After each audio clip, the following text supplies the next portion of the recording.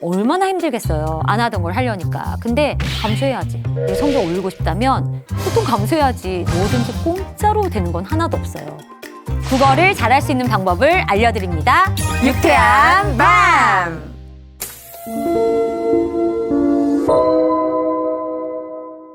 안녕하세요. 저는 강일고등학교에 재직 중인 22년차 국어교사 윤혜정입니다. 반갑습니다.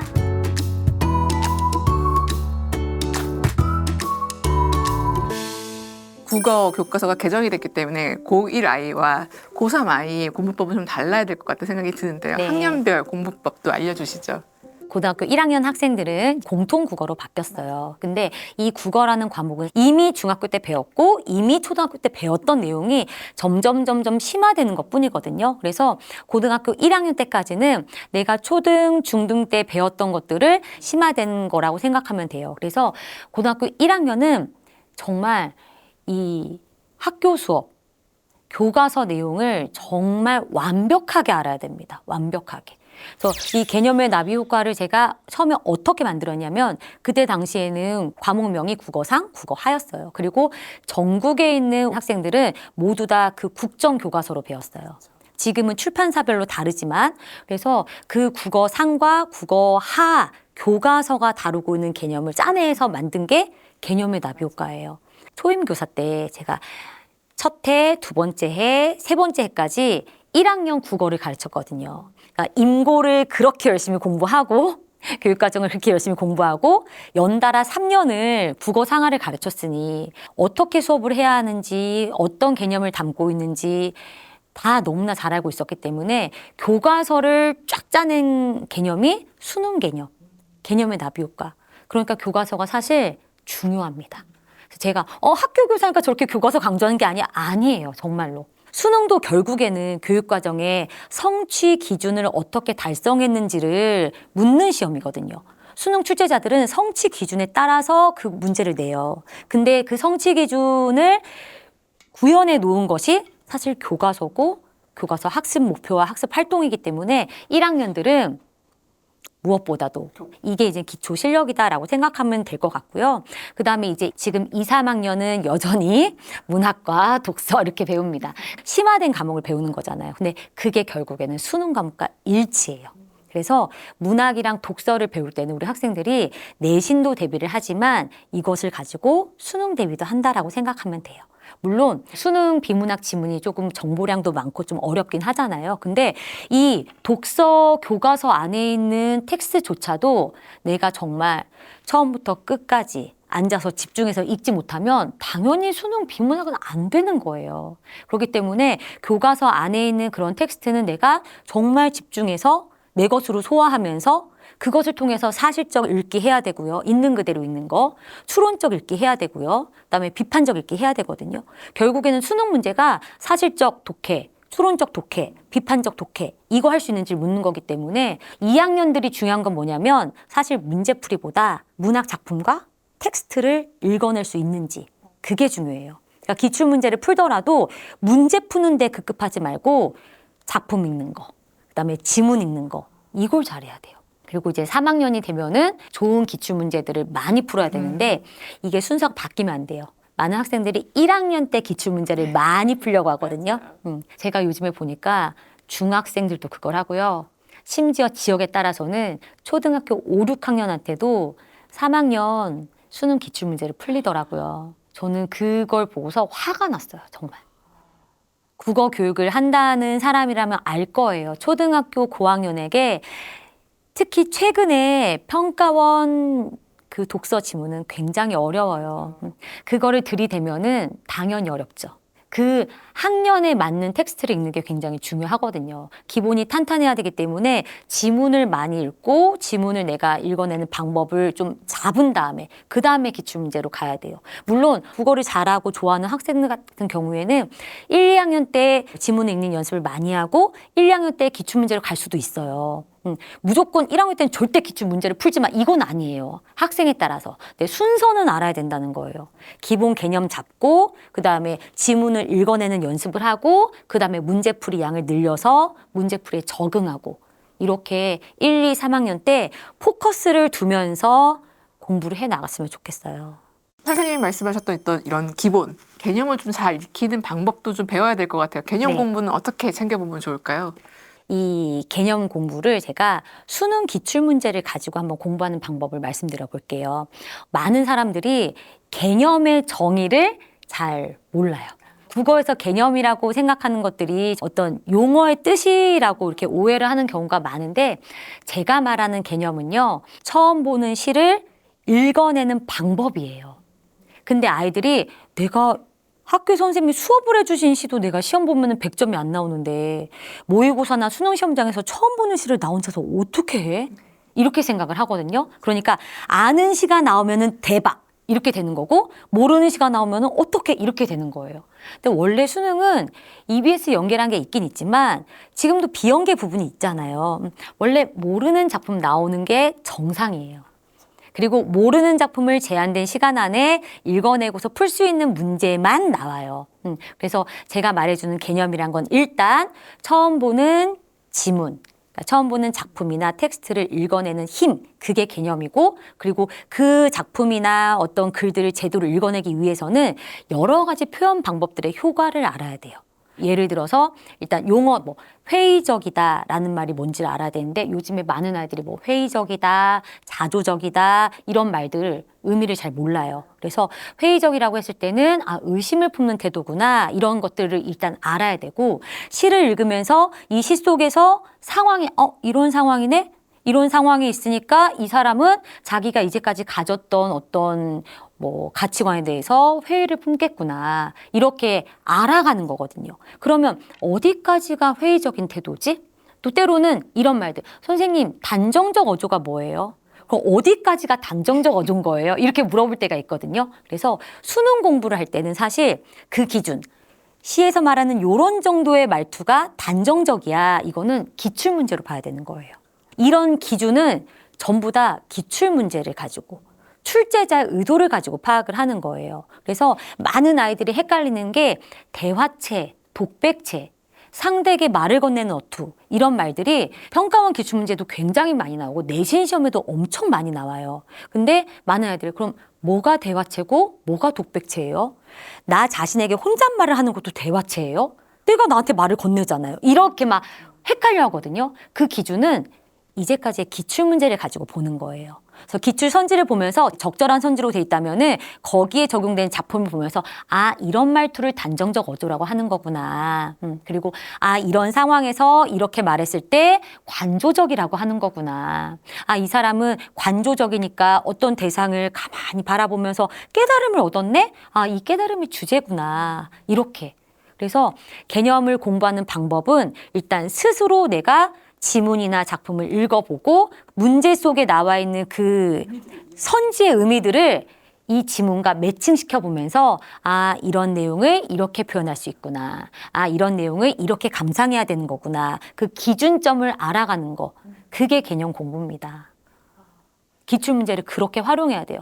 아이들이 그런데 기출문제 풀고 몇 점이야? 88점 이렇게 하고 또 넘어가고, 다음 거 풀고서 열심히 했는데 81점이야 이렇게 되는, 그러니까 이거는 기출 풀이에요. 분석을 해야 돼요. 기출 분석. 적절한 선지가 뭔지 알아야지 분석이 되는 거잖아요. 근데 이 좋은 문제를 그냥 답 써놓고 분석하기는 아까우니까 일단은 풀어보고 그 다음에 틀리고 맞힌 것을 본 다음에 이런 작품은 이렇게 이해해야 되는 거구나 라고 선지를 가지고 이렇게 분석해 나가야 돼요. 말씀하신 대로 공부를 하면은 사실은 아이들이 맞췄다고 생각하는 문제들도 좀 잘 봐야 될 것 같다는 생각도 드는데요. 되게 잘 봐야 돼요. 수학 같은 경우에 예를 들어서 내가 행렬 단원을 공부를 안 했어요. 그러면 행렬 문제 난 못 풀어요. 공부를 안 했으면은 내가 이걸 몰라라는 걸 명확히 알아요. 사회도 그렇고 과학도 그렇고 영어도 그래요. 내가 단어를 외우지 않고 그랬으면은 못 읽어요. 근데 국어는 우리가 원어민이기 때문에 다음 글을 읽고 물음에 누구나 답할 수 있어요. 그래서 우연히 운 좋아서 감으로 때려 맞힌 문제도 맞히면 지가 잘하는 줄 알아요. 정말. 그래서 국어는 특이한 게 틀려봐야 나의 구멍을 발견할 수 있다는 건데 정말 우연히 맞힌 문제가 너무나 많은 거예요. 근데 또 아이들이 틀린 문제만 해설지 대충 읽고 넘어가거든요. 맞힌 문제도 구멍이 반드시 있어요. 그래서 해설지를 봐야 돼요. 해설지까지 공부를 해야 되고 또 EBS 연계교재라는 게 있잖아요. EBS 연계교재도 해설지까지 연계 대상이거든요. 그래서 해설지를 꼼꼼히 읽으면서 나의 생각의 흐름이 제대로 가서 이 문제를 맞힌 건지 아니면 내가 우연히 맞힌 건지. 그래서 내가 오늘 별 공부 안 했는데 1학년 올라와서 계속 2등급이 나오네? 이렇게 착각하는 아이들이 있거든요. 근데 그 착각이 3월 학평에 깨집니다.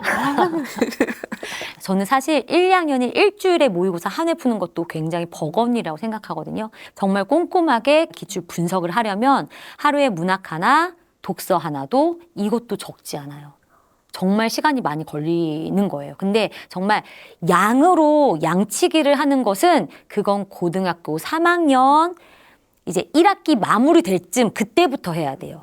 그 전까지는 정말 한 지문을 갖다가 정말 제대로 공부하는 게 진짜 아이들한테 정말 중요한 일이에요. 네. 문학작품 공부할 때도 어려워하는 아이들이 있어요. 네. 이 작품을 읽었는데 이 문학 작가, 이 작가의 의도와 내 해석이 다른데 이러면서 헷갈려하고 네. 어려워하는 아이들이 많거든요.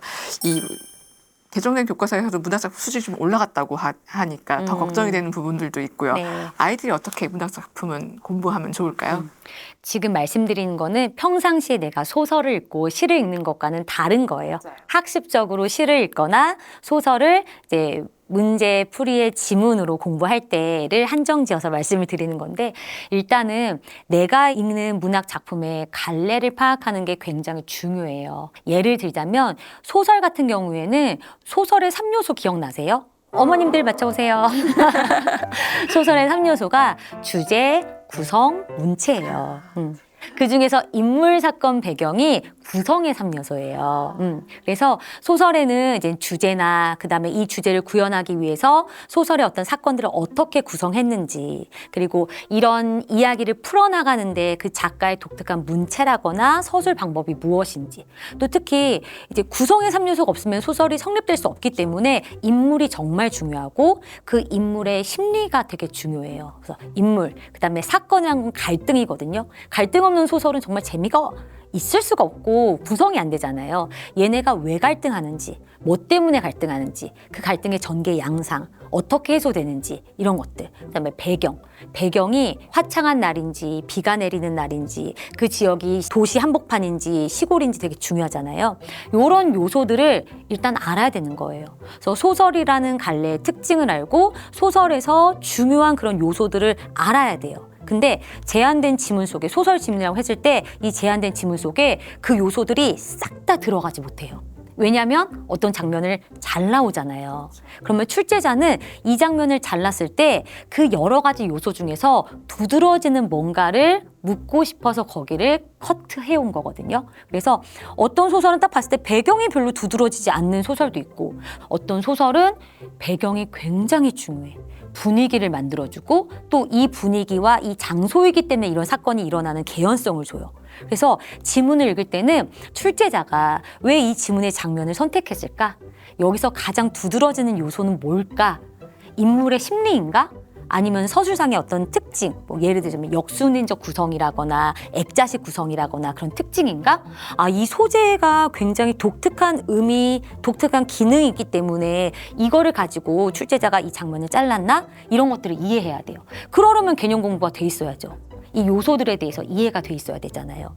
그리고 시도 그렇고 고전시가도 그렇고 요 갈래들의 특징을 이해하는 게 굉장히 중요해요. 시 같은 경우에는 일단 이미지가 굉장히 중요하고요. 다양한 이미지가 있죠. 뭐 시각적 이미지, 청각적 이미지 이런 감각적인 이미지뿐만이 아니라 긍정적 이미지, 부정적인 이미지, 상승의 이미지, 하강의 이미지 이런 것들이 그냥 그 단어 뜻을 외우는 게 중요한 게 아니라 그런 이미지를 왜 사용했는지 그래서 그 의미가 어떻게 전개가 되고 어떻게 주제와 연결되는지 이게 다 복합적인 거예요. 그 개념을 알고 아 여기에 지금 대비를 쓰니까 왜 큰 사람 옆에 있으면 제가 작아 보이잖아요. 작은 사람 옆에 있으면 내가 커 보이고. 그러면 시인이 왜 여기에 이런 두 가지 차이가 나는 대비되는 요소를 넣어서 뭐를 강조하고 싶었을까? 결국에 주제거든요. 그러려면 대비가 뭔지, 대비의 효과가 뭔지를 알아야 되는 거예요. 상승 이미지를 쓰면은 지향하는 바를 얘기하거든요. 그러면 상승 이미지가 뭔지, 그 상승 이미지를 통해서 시인이 어떤 주제를 드러내려고 했는지. 그러니까 내가 처음 보는 시를 내 스스로 읽으려면은 그런 개념 공부들이 다 되어 있어야 하는 거거든요. 그래서 문학 작품 공부할 때 제가 말씀드린 이야기들이 결국에 계속 이렇게 맞물리잖아요. 그렇죠? 그게 굉장히 중요해요. 그리고 이게 시험에 나오는 문학은요. 사실 문학은 아니 법이 어딨어요? 규칙이 어딨어요?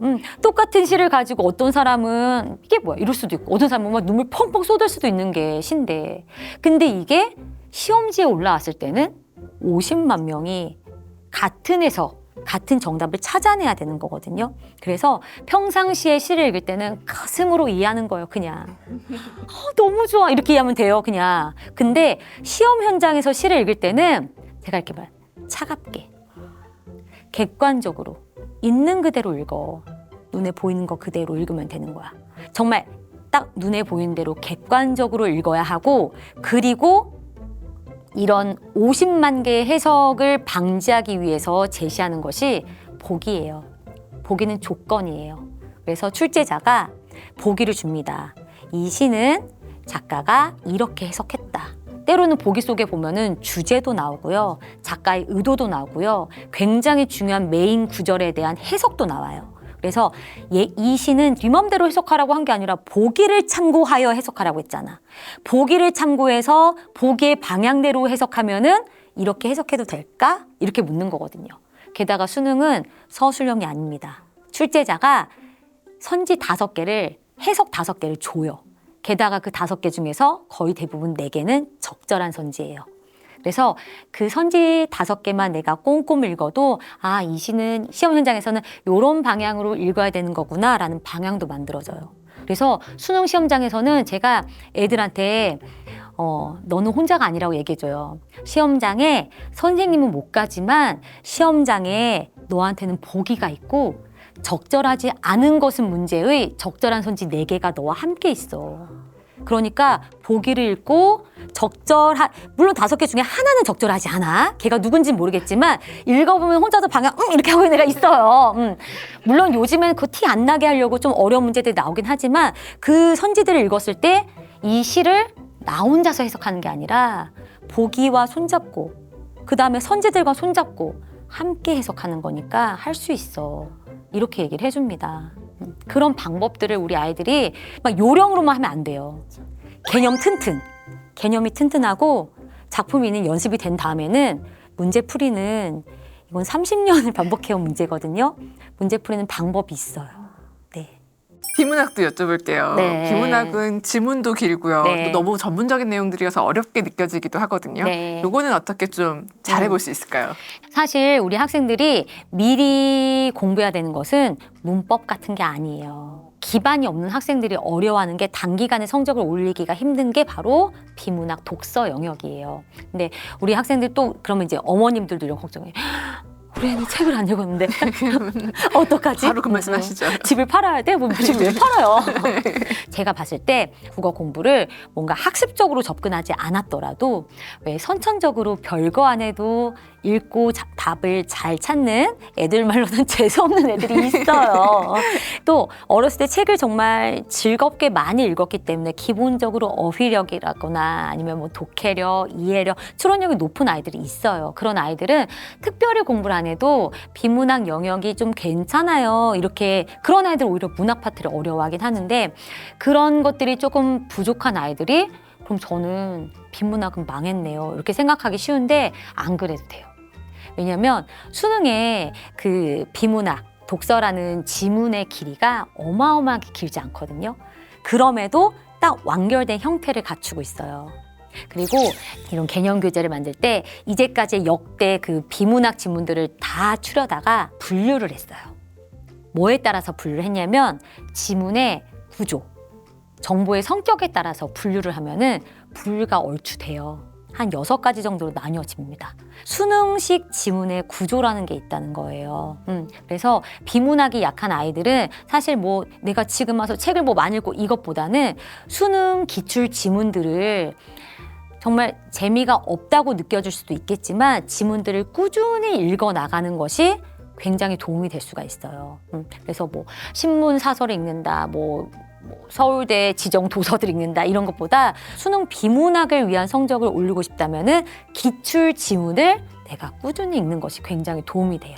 그리고 이제까지 기출 지문을 읽다 보면은 정말 반복되는 화제들이 많이 나와요. 뭐 비트겐슈타인도 굉장히 많이 나오는 분이고, 그다음에 경제의 어떤 원리들이나 개념들도 많이 나오고, 이렇게 반복되는 것이 또 배경 지식이 될 수 있기 때문에 포기하지 말고 얼마나 힘들겠어요. 안 하던 걸 하려니까. 근데 감수해야지. 내 성적 올리고 싶다면 고통 감수해야지. 뭐든지 공짜로 되는 건 하나도 없어요. 그래서 비문학이 어려운 학생들은 기출 지문을 활용해서 기출 지문을 읽다 보면요. 항상 반복되는 그 반복되는 패턴을 찾는 거예요. 예를 들자면 이런 거예요. 읽는데 사람이 나오네? 사람이 나오면 왜 나올까요? 어떤 사람이 나온다는 거는 비문학 지문에서 그 사람의 생각 말해주려고 나오는 거예요. 그 사람의 주장이 나올 수밖에 없어요. 그 사람의 견해 주장. 근데 읽다 보면은 한 사람으로 지문을 다 채울 수 없으니까 또 다른 사람이 나와요. 그럼 그 사람도 그 사람의 주장을 얘기해 주겠죠? 당연히 1번 사람이랑 2번 사람의 주장 사이에 공통점도 있겠지만 차이점도 있어요. 출제자는 그거 물어보려고 만들어낸 거거든요. 그러면 결국에는 문제는 그 두 사람의 주장이 어떻게 다른지 차이점을 물을 수밖에 없어요. 비문학 지문은 첫 글자부터 마지막 글자까지 출제자가 만들어낸 지문이에요. 어디 가서 따오지 않아요. 만들어요. 철저히 문제를 위해서 만들어진 지문이기 때문에 여러 편을 생각하면서 읽으면요. 반복되는 구조가 보인다는 거예요. 대부분 인문 지문은 사람들의 주장을 얘기하고 그 사람들 주장 사이에 차이점을 언급하는 그런 내용으로 이루어져 있는 것처럼 그렇게 반복되는 패턴을 찾는 식의 읽기를 하는 것이 사실 수능 비문학 성적을 올리기 위해서 이제까지 읽기 경험이 없던 학생들이 할 수 있는 가장 효율적인 방법이에요. 문제 풀기만 하지 말고 좀 패턴을 익히면서 해야 될 필요가 네, 있네요. 맞아요. 두 사람 사이의 생각의 차이점을 묻는구나. 아, 이렇게 시대의 흐름에 따라서 달라지는 변화 과정을 묻는구나. 아, 어떤 기계 장치가 있으면 기계 장치의 구조별로 각각의 구조가 무슨 역할 기능하는지 묻는구나. 여기에서 그 다음 단계로 과정을 묻는구나. 이렇게 그 반복되는 패턴을 찾는 거. 그러기 위해서는 시작은 지문의 비중을 많이 두고 고학년으로 갈수록 그다음에 상위권으로 갈수록 이제 문제의 정답률도 높아져야 되니까 문제풀이도 좀 비중을 많이 둬야 되는 거예요. 지문에서 문제로. 문법 공부 얘기도 해봐야 될 것 같아요. 네네. 국어의 변별력을 가르는 게 문법이라고 요즘 강조되고 있더라고요. 근데 문법이 사실 딱딱하고 어렵게 느껴지는 게 네. 특히 국어인 것 같아요. 네. 어떻게 볼까요? 그것도 오해할 수 있어요. 네, 45문항 중에서 문법은 5문제예요. 그리고 이제 지금 1학년부터는 달라지지만 2학년, 3학년은 사실 수능에서는 문법을 선택하지 않을 수 있습니다.